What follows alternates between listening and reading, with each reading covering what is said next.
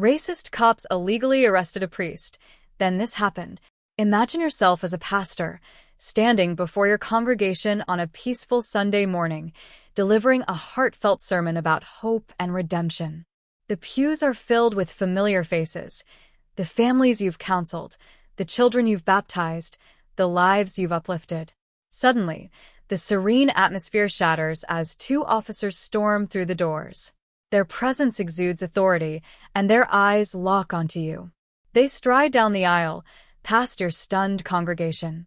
Before you can fully grasp what's happening, they cuff your wrists, accusing you of a crime you didn't commit. In an instant, your world collapses, right in front of the very people who look to you for guidance. This is not a hypothetical scenario.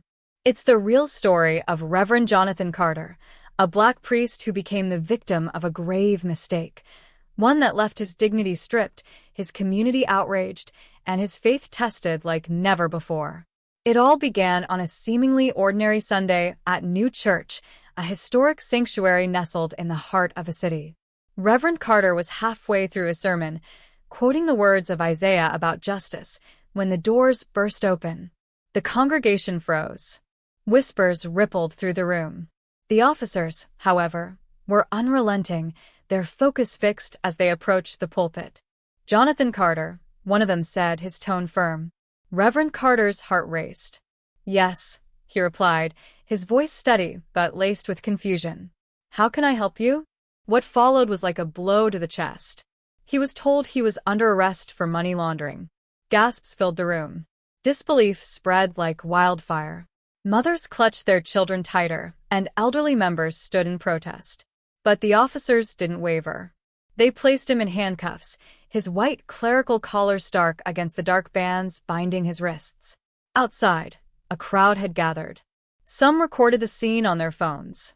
Others shouted in protest, "This is wrong, and he's a good man."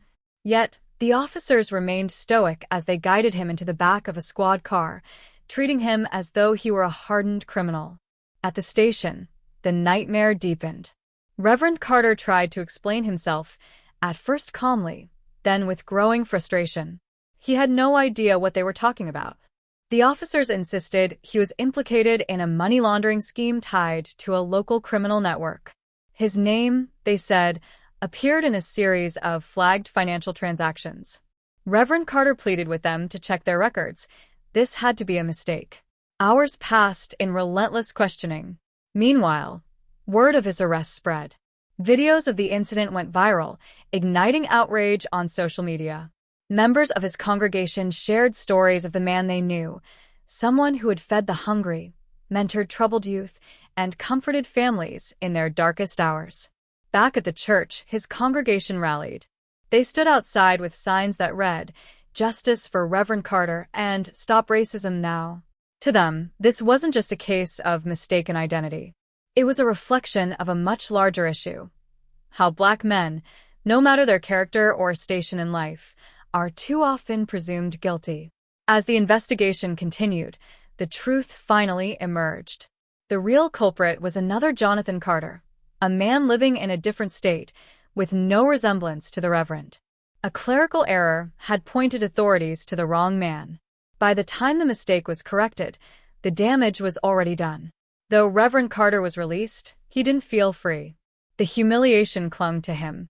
When he returned to his church, he found graffiti defacing its walls, hateful messages left by those quick to believe the worst. Despite the support of his congregation, the trauma of that day left a deep scar. But Reverend Carter wasn't the kind of man to remain silent in the face of injustice. He turned his pain into purpose. He began using his platform to advocate for others who had been wrongfully targeted due to the color of their skin. He organized forums on racial profiling, inviting police officers and community members to engage in honest dialogue. His story became a rallying cry, a reminder of how fragile justice can be and why the fight for equality must never stop. For Reverend Carter, the experience only deepened his faith, not in institutions, but in the power of people to demand change. So, as we reflect on his journey, let's ask ourselves, how many others have suffered in silence? How many lives have been shattered by a simple mistake that could have been avoided with care and accountability? And more importantly, what can we do to ensure this never happens again? Reverend Carter's story isn't just his own. It's a call to action for justice, equality, and the unwavering pursuit of truth.